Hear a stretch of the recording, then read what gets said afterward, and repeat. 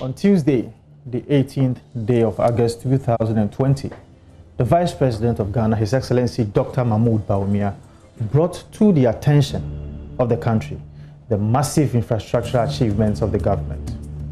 This he did in the spirit of accountability and good governance.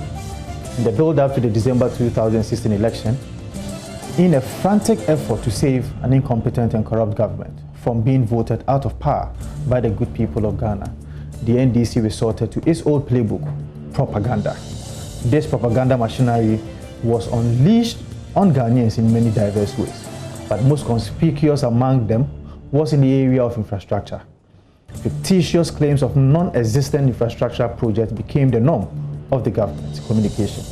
Most daring of the John Mahama-led administration's unscrupulous tendencies was exhibited in the launch of the NDC's Green Book, which was largely made up of fabricated projects. Some roles and projects only existed in the book. As for the verifiable ones, their costs were bloated to the tune of a whooping of about 50 to 100% of the actual cost price. However, on December 7, 2016, the people of Ghana demonstrated to the NDC government that they neither have short memories nor can be hoodwinked by propaganda to endorse incompetence at the polls. Therefore, John Mahama and his NDC were voted out of power. With the foregoing in mind, on today's show, we bring you a thorough dissection of the remarkable infrastructure achievements of the Nana Addo Dankwa Akufo-Addo and Bawumia-led administration within a short period in government. We bring you the truth and nothing but the truth. We bring you verifiable infrastructure projects that are transforming this country. We bring you projects that have value for the Ghana cities. My name is Vincent Assefuah Jr., and I'm your host for this show, Majority Caucus on Joy News. We are also live on all NPP social media platforms, Facebook, Twitter, and the rest. Stay tuned. Let's go for a short commercial break.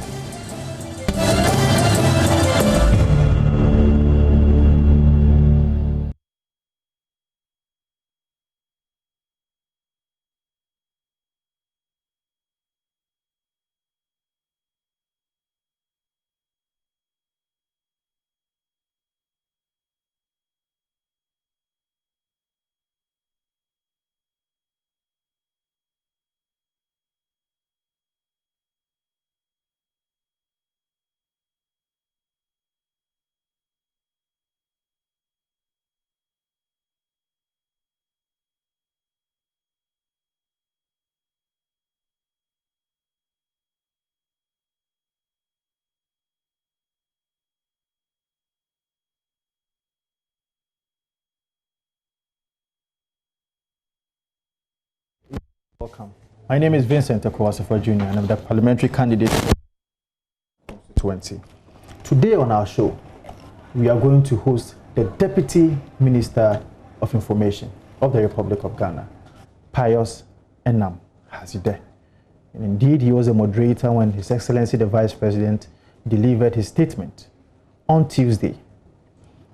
I am pretty sure that he came with a lot of documents and is going to dissect the issues for us to understand what His Excellency the Vice President spoke about on Tuesday. Pius, you are most welcome to the show. Thank you very much. This is the second edition of Majority Caucus. We are going to deal with the issues explicitly for Ghanaians to understand. Now, with regards to the numbers that were churned out by His Excellency the Vice President, he mentioned that across the country, if you like, since the start of his administration in 2017, they've been able to complete 17,334 projects. Then out of this number, they've been able to complete over 8,000. There are about 8,000 that are also ongoing. How did the government get to do this kind of job? Well, thank you very much, my brother. First of all, let me say a good evening to you and to our cherished viewers and commend you and the management of Joy News TV for this fantastic exercise, Majority Caucus. We endorse the platform because we have monitored in times past and even now that on the Majority Caucus we tell nothing but the truth, and so we want to commend you for that. Again, I think that we have to commend the government of His Excellency Nana Akufo-Addo for its desire to keep faith with the people of Ghana and to continually be accountable and transparent with the people. The whole idea about this infrastructure town hall and resource fair is hinged on the view or the ideas of His Excellency to bring government closer to the people and to account to the people for the mandate they have reposed in us and for the resources that we have continued to use for the fantastic work that has been going on. Now, to be able to come to this, there has been within the system of government a deliberate attempt to monitor and to evaluate. And His Excellency the President has even escalated it to a ministerial position, so that from cabinet there is somebody. We are having a bit of a challenge. We may have to go for a quick commercial break. When we are back, we'll continue from where Minister just ended.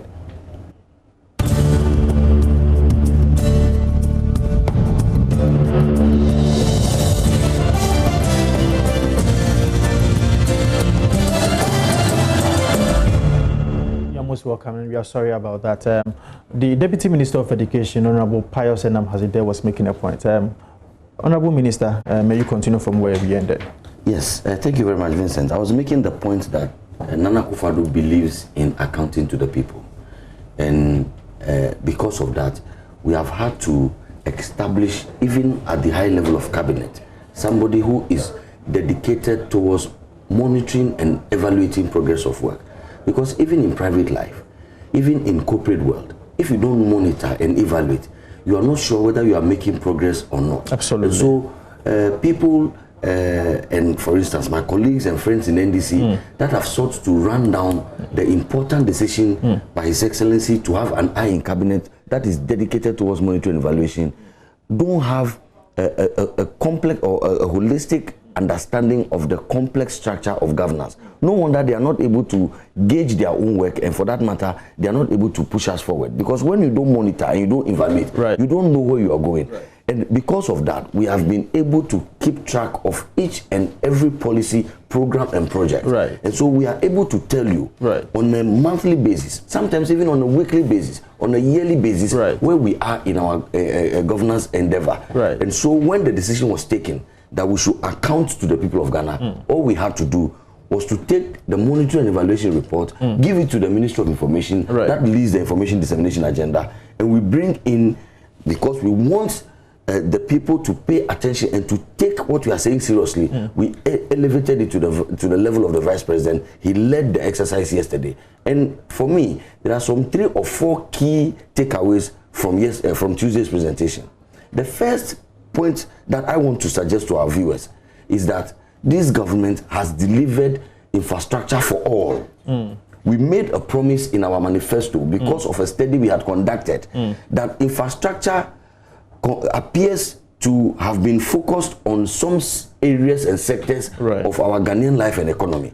And we wanted to move away, a paradigm shift from that kind of development paradigm, so that we are not talking about 1 or 2 maybe huge projects, huge in quoted inverted commas, huge projects in Accra and 1 or 2 cities, but we are talking about infrastructure across the district. That's why when we launch a tracker, I'll come to the tracker. When you go on the tracker and you click, for instance, my district in the Volta region, Ketu North, or my district in the Eastern region, Esojamine, or any district for that matter, your own district, you click on your region, you click on your district, all the infrastructure comes.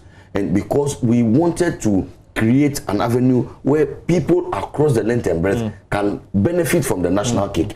It talks to equity, The second thing I want that is what His Excellency the Vice President termed as nation building. Correct. He felt that it is proper for us to decentralize development so that at every nook and cranny of the nation, the poor child, the poor woman will be able to have a feel over the government that he or she voted for. And I think that it is proper that we situate that in that context. So you can continue. Absolutely. And that is why when we went to Yape Kosogo and His Excellency commissioned that water project, the Yape Wura, Alasan Swali, made the point that even at the time that they thought their brother, because Mr. Mahama is a Gonja and Yape is within Gonja land, they thought that their brother was still president, and they were thirsty, and that in fact, in the respected chief's words, they were struggling with animals for drinking water. Right. So it speaks to equity when you take water to a place like Yape in Gonja, absolutely. or you take it to Yendi in Northern region,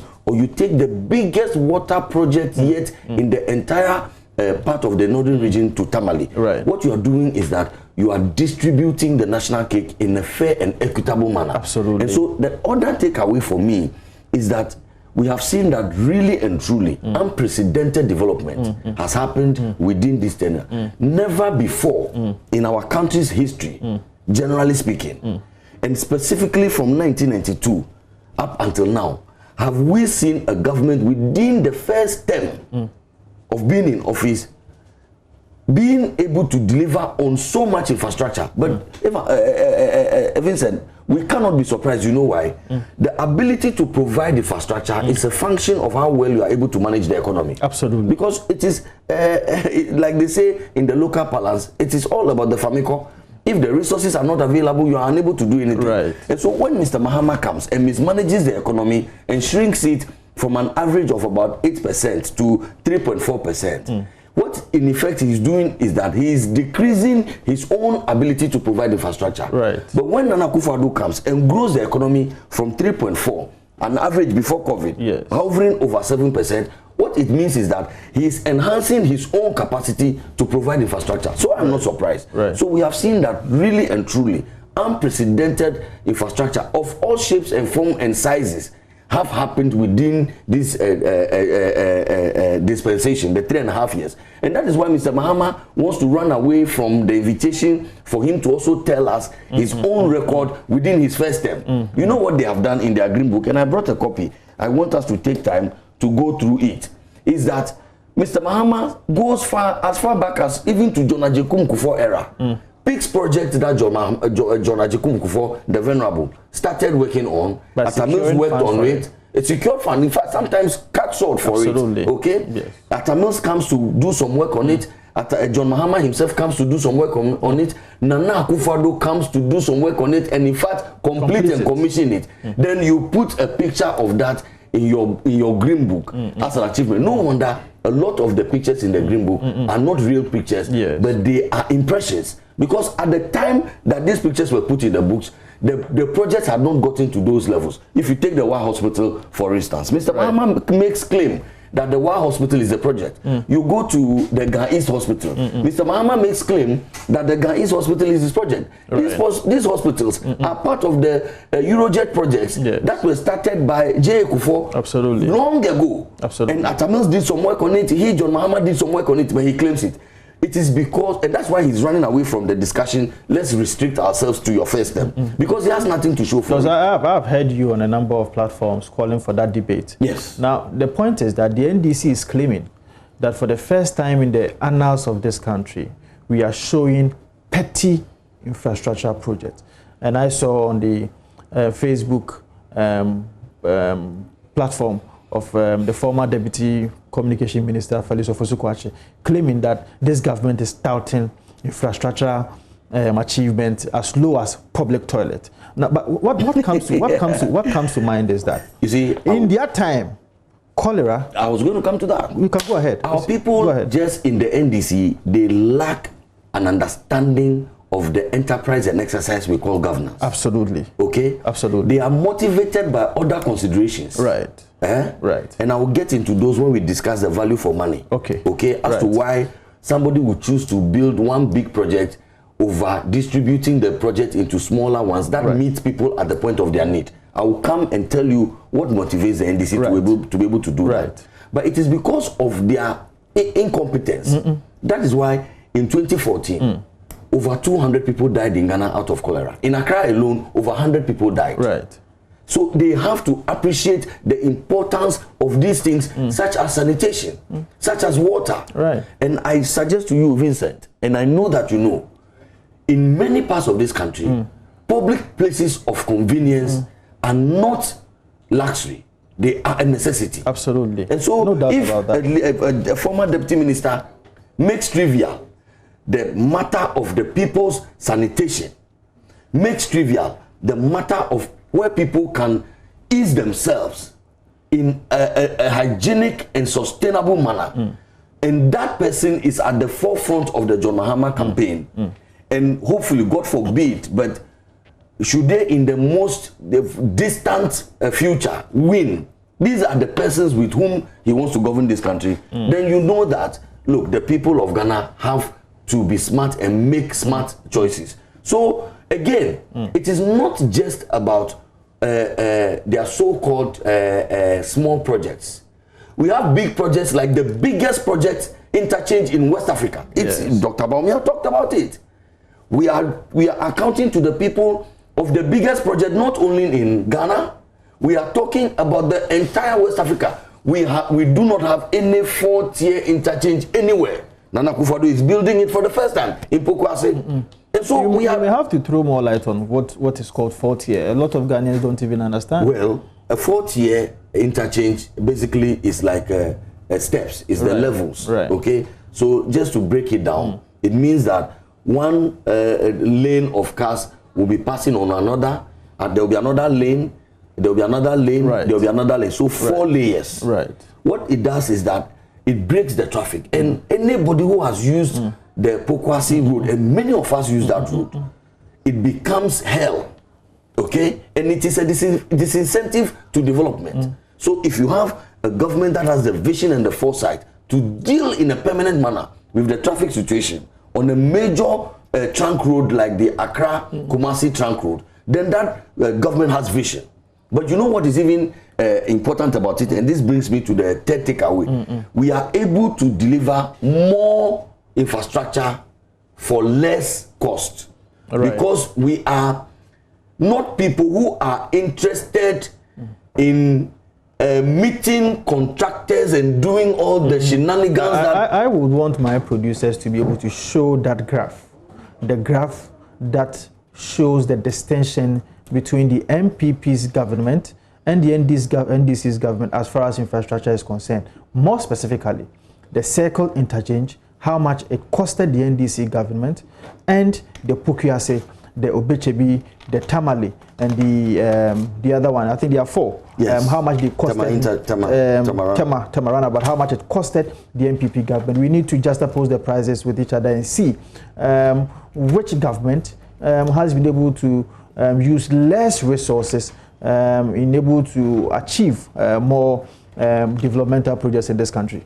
And because they are dazed, they bring the rather weak argument. And I've heard my good friend, the impatient Sam George, the member of parliament for Ningo Pampram, speak to the fact that there are structural engineering, dynamics. Look, this is a deliberate point to confuse us. Let me simplify it for you. The NDC government attempted to build the Pokwase interchange. They attempted. They couldn't build it. They negotiated a 3-tier bridge, a 3-tier interchange, a 3-tier interchange. At the same cost. We haven't added $1. We haven't added a CD. In fact, we haven't even changed the contractor. Okay? Yes. But when we came to do the project, they were dreaming of it. What they were dreaming of was a 3-tier interchange at a certain X cost. Okay? At that same cost, we are delivering 4 tiers. At the same cost. At the same cost. So this question of and you see, the more tiers it is, the more complicated it becomes, the more material you use, the more labor you use. So necessarily, when somebody is building a 3-tier interchange and you are building a 4-tier, you would assume that the price should go up. But Nana Akufo-Addo is able to negotiate. It is called competence. It is called incorruptibility. It is called trusting the people of Ghana and delivering value for money. Okay? We are not motivated by what we stand to gain. Okay?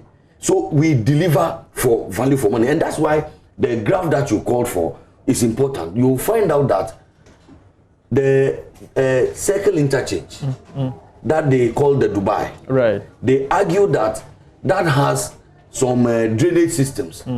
We all have been here and see the whole place flooded before. We have seen that whole place flooded. So where is the drainage component of the bridge? Is somebody keeping it in somewhere that we are not aware of? Because we are told that, yes, but we have seen the Dubai get flooded on many occasions. But they argue that the cost is high because there was a drainage component. Okay, we agree. So where's the drainage component? How come there's a drainage component but still the place get flooded? Right. So they say they built the Dubai, the circle interchange for $260 million. And then we are building Tamale, the first interchange in the northern sector. We are building Pokuase, the biggest tier interchange in West Africa. We are building Tema, and we are building Obechebe, all at $289 million. Just a difference of about $29 million. For 4 interchanges. For 4 interchanges, including the biggest in West Africa. Which is the Pokuase. Which is the Pokuase. I would have loved that you take your time to even mention the projects and their respective costs one by one. That would have assisted our viewers to be able to understand the point that you are making. Now, what Pius is trying to say is that the circle interchange costed the NDC government about $260 million. Now, the NPP's government awarded a 4-tier interchange, that is the Pokuase interchange. Remember that previously it was supposed to be 3-tier interchange.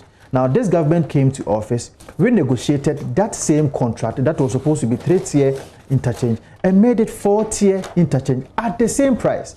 Now, the Obechebe interchange is also part of it. The Tamale interchange is also part of it. Now, the Tema interchange is also part of it. Now, when you add the cost of all these 4 projects, it is $289 million.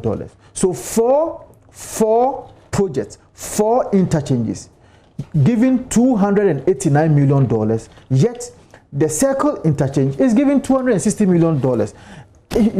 Your guess is as good as mine. I don't know how Ghanaians are going to take it, but obviously something is wrong somewhere. Absolutely. And this example is replete in the record of the NDC. Right. They renovated the Ridge Hospital. Right.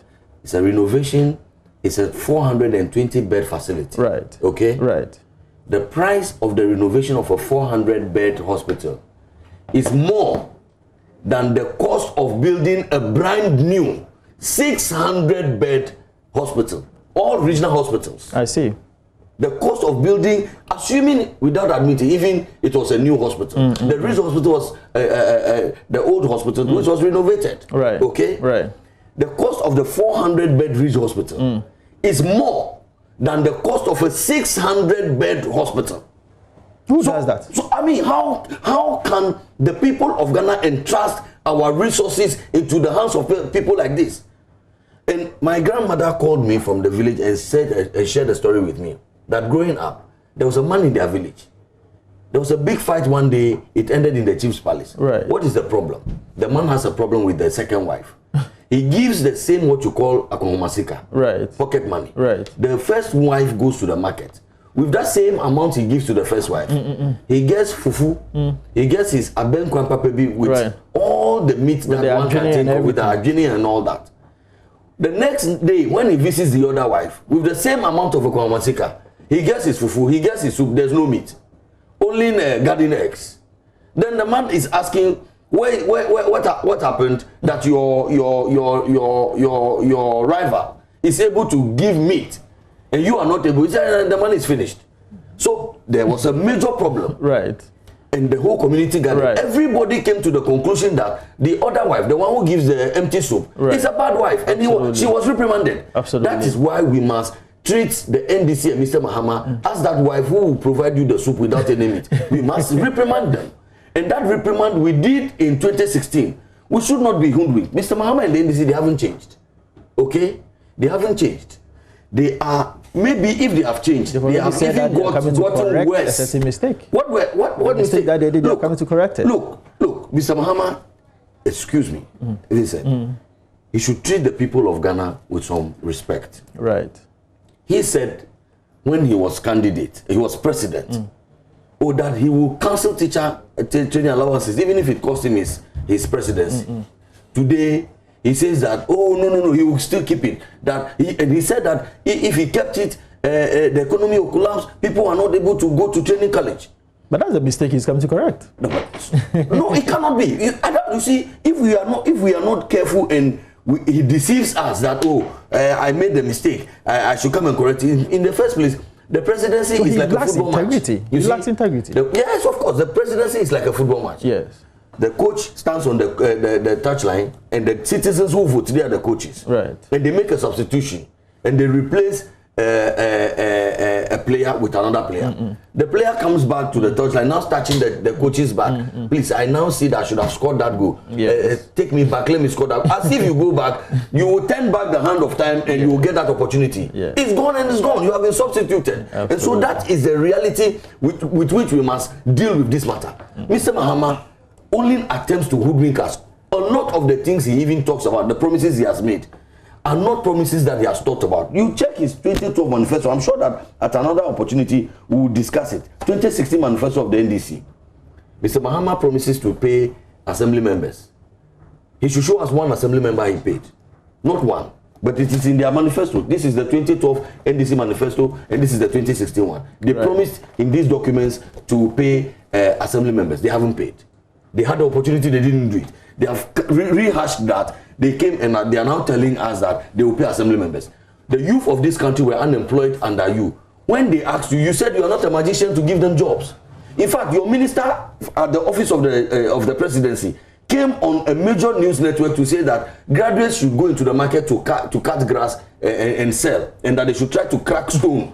That is their model of employment creation. Now Nana Akufo-Addo comes and brings NAPCO. He's employing plenty people in the police, in the health sector, in the education sector.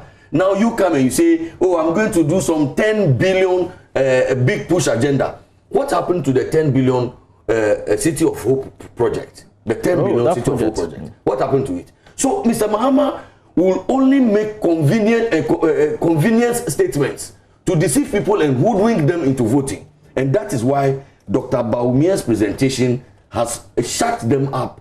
And they have completely lost the argument. They used to confuse all of us because they will take the green book and then they will say, oh, we built, for instance, what? The University of Ghana hospital. But John Mahama did not build that hospital. Atamil started that hospital. So we are talking about first term. Right. Your first term is from 2012. Then they will jump to Cape Coast Stadium.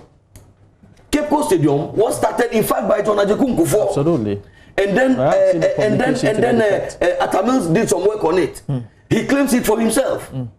Then they jumped to the K3 water projects, Konongo, Kwewu Ridge, and one other project. These water projects started in 2011. 2011 was not John Mahama's first term.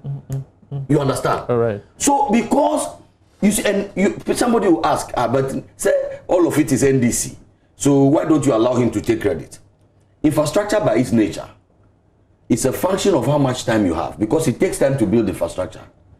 So if you give me 1 week to build a house and somebody has 1 month, it will be unfair to compare somebody who has been building, a contractor who has been building a house for 1 month. It will be unfair to compare the 1 month house to the 1 week house and come to the conclusion that, oh, that one, because his building has gotten to the lentil level, he is a better contractor. He has just had more time. You understand? That is why we have to, in what we call statistics and economics, we have to hold all variables constant so that it can be fair when we make the analysis. So luckily for us, Mr. Mahama has had his first term. Nana Akufo-Addo has had his first term. So let us all, the variables are constant. Let us account to the people. If we do that, we will strip him of the UG Medical Hospital. We'll strip him of the War Hospital. We'll strip him of Cape Coast Stadium. We'll strip him of almost all the projects. We will be left with, in my own estimation, about only 6 projects that Mr. Mahama can lay claim to by himself. All the others were already started by previous governments, including Venerable John Ajekun Kufuor's government. That is why we must insist. The people of Ghana, please, let's be honest with ourselves. Let's tell each other the truth. Let's hold all variables constant. The same yardstick that we used to measure Nana Akufo-Addo, let's use that same yardstick to measure John Mahama. Nana Akufo-Addo has done 1 term.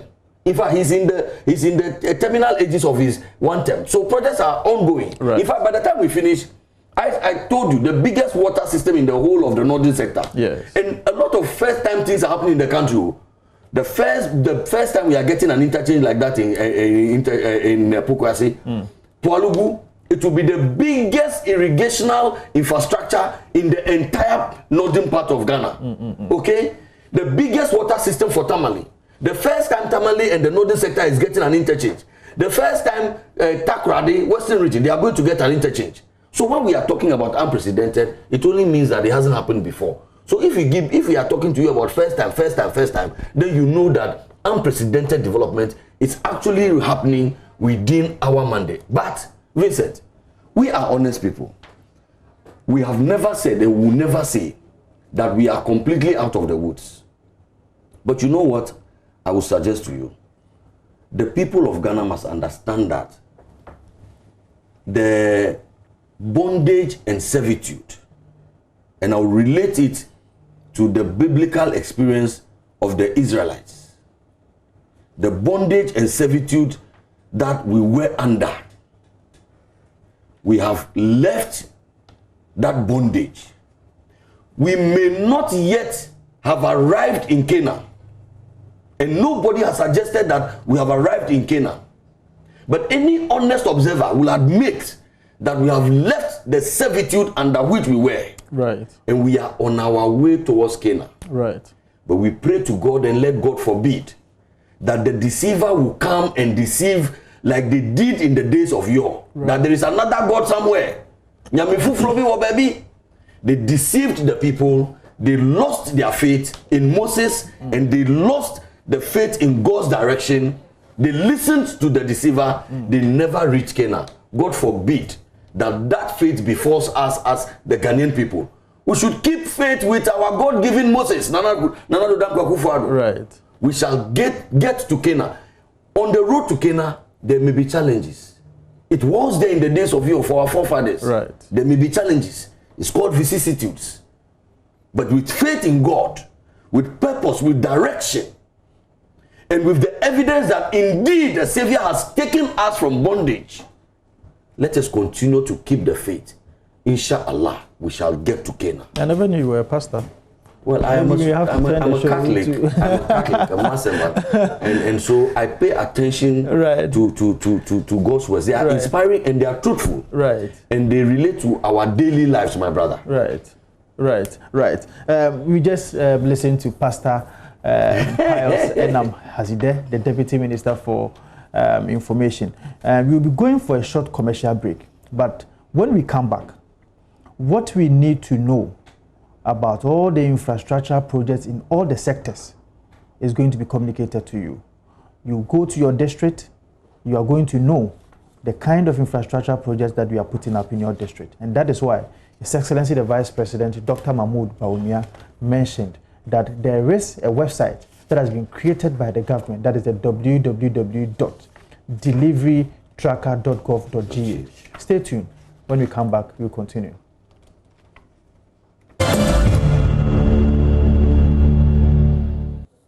You are most welcome from the commercial break. Before we went for the commercial break, I indicated that sector by sector, we will have to let you know the number of projects that we have been able to do in those sectors. Now, don't forget that His Excellency the Vice President mentioned that we have completed about 17,334 projects. Now, out of this 17,334 projects, when you check the agriculture sector, you find out that we have been able to complete about 542 infrastructure projects in the agriculture sector. Now you take the education sector, that is my own backyard, you realize that we have been able to complete 2,699 projects. Now apart from that, you move into the energy sector. The infrastructure project that we have been able to, we initiated, that is 3,844. Now we completed 2,842 and 1,020 is ongoing. Now when you come back to the education sector, out of the 2,699, we have completed 1,253 and 1,446 is also ongoing. Now you take the health sector, The infrastructural project at the health sector is 673. Out of the 673, we have completed 378, and 295 is also ongoing. Now you take the housing sector, we have 1,229. The ongoing ones are 997, and we have completed 232. Now you move to industrial infrastructure.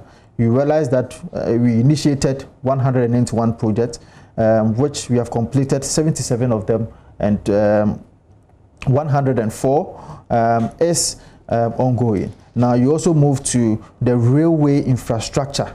You realize that in the railway infrastructure we have initiated 6 projects, we have completed 3, and 3 is also ongoing. Now you move to the road infrastructure.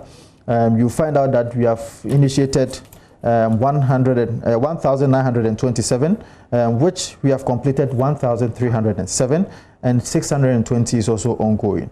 Now, safety and security infrastructure, we have completed 103 out of 180, of which 77 is also ongoing.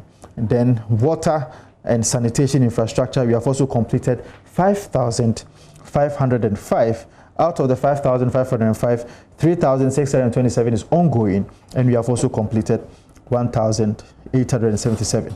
In total, grand total, we have 17,334 projects across the country, which was initiated by the NPP government, of which we have completed over 8,000 of them.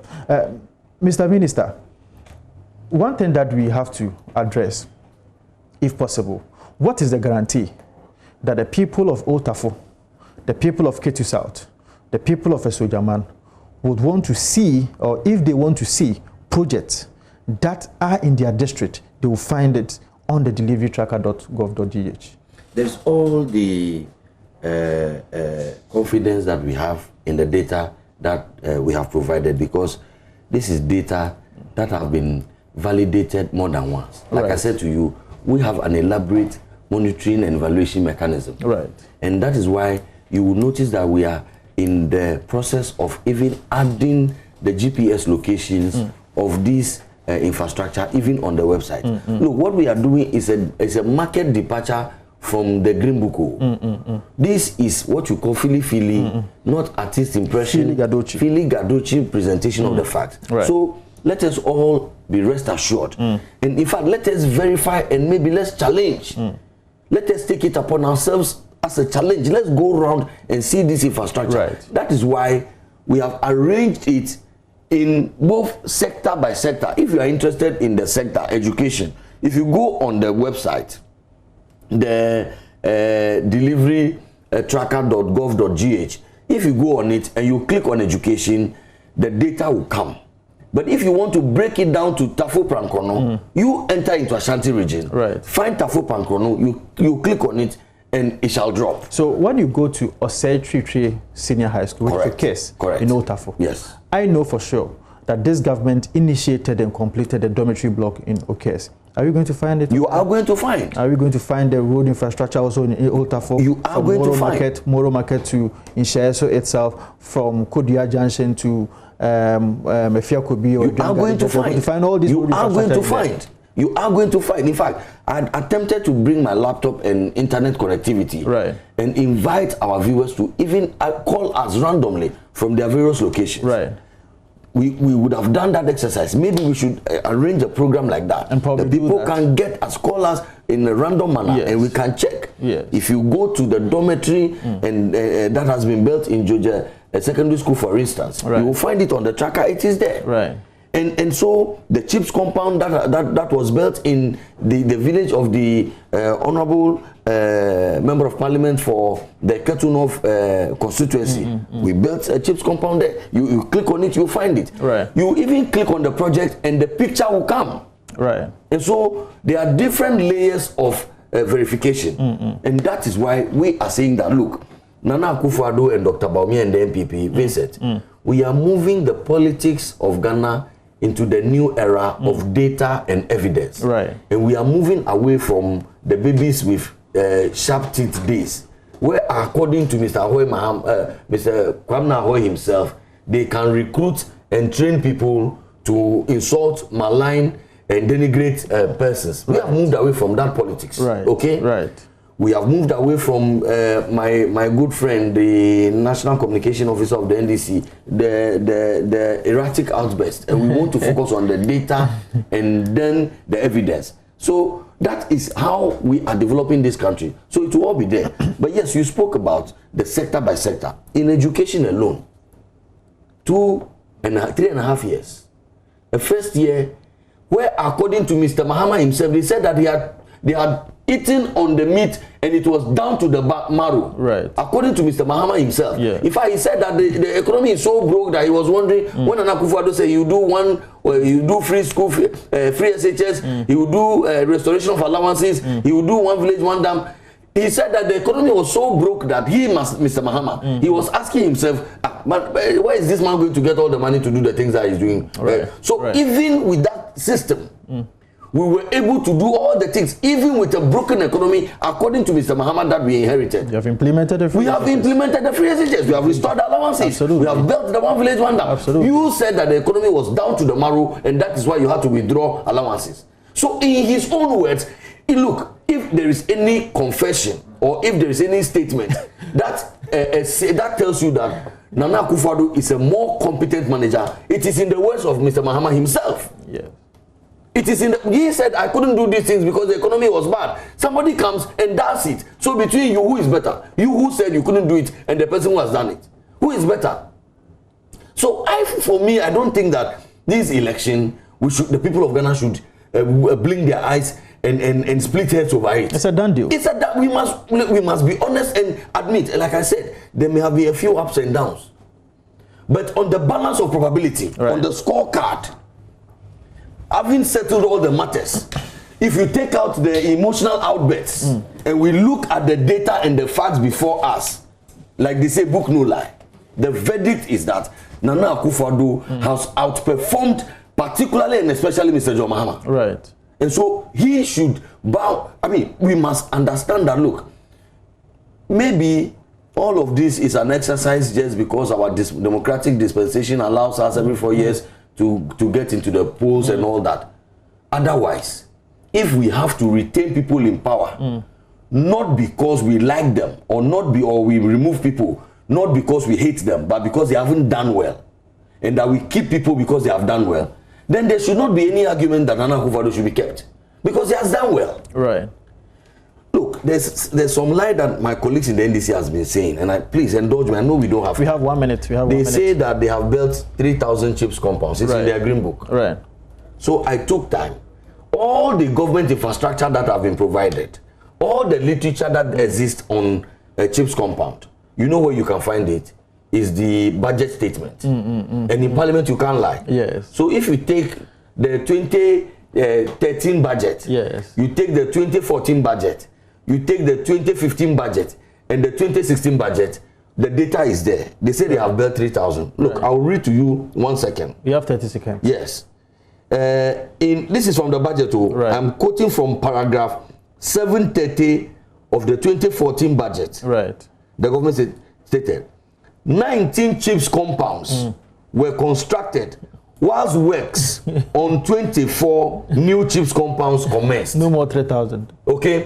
If you had time, this is the 2014 one that I'm talking to you about. And I gave you the page and the paragraph in the budget. Okay. They said they had completed 19 and 14 was in the progress. You can add 14 to 24. That is for 2014. Right. You go to 2015, you go to 2016, and then we go back to 2012. There is no way the NDC could have completed 3,000 chips compound. You know how they got the 3,000 number?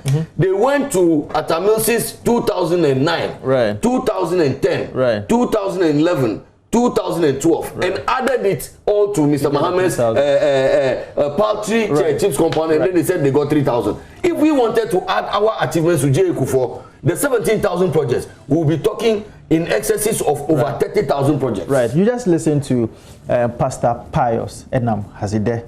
He is the Deputy Information Minister for the Republic of Ghana. We need to know that in 2016, the build-up to that election, the NDC and John Dramani Mahama mentioned that there is no money. In fact, they ridiculed our capacity to implement the free senior high school education. Today, as we speak, we have not only implemented free senior high school education, we have also ensured the largest infrastructure project across the nation in the history of this country. And clearly, it showed that the people of Ghana is going to renew the mandate of Nana Addo Dankwa Akufo-Addo. It is proper that I also acknowledge the efforts of my production team, good fellow Samuel Brambo-Aben, and the indefatigable Kofi Ejapong. My name is Eko Vincent Asefua, the parliamentary candidate for Otafo. I'll see you next week. Stay tuned.